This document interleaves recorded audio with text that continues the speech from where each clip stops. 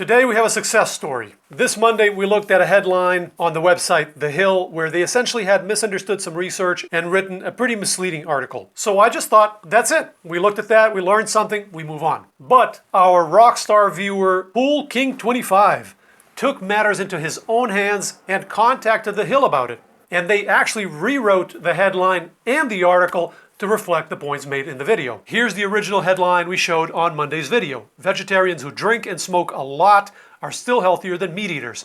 Big new study finds. And as we saw in the video, this part about drinking and smoking was inaccurate. The part about healthier was oversimplified because the researchers just looked at biomarkers, and it wasn't an actual peer-reviewed study. It was a poster. Here's the new article. Vegetarians have healthier biomarker profiles than meat eaters, poster finds. And the article was also changed in several passages to reflect that. So first of all, kudos to our viewer for taking action and actually making a difference. It does make sense that you call yourself Pool King, because you rule.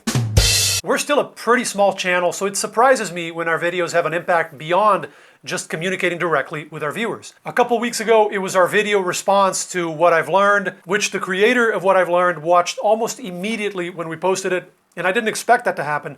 And in the wake of that, we've had a very interesting and productive exchange, and now this. So I'm slowly realizing the enormous potential of talking to thousands of people at once, which is a very new and unusual situation for somebody who's been working inside a science lab for the last 20 years.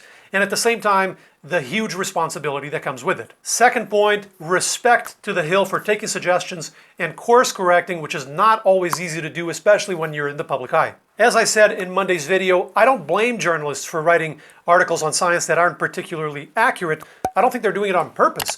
And this development confirms they meant well. So I like to assume best intentions. Some people think that makes me overly optimistic or naive. So be it.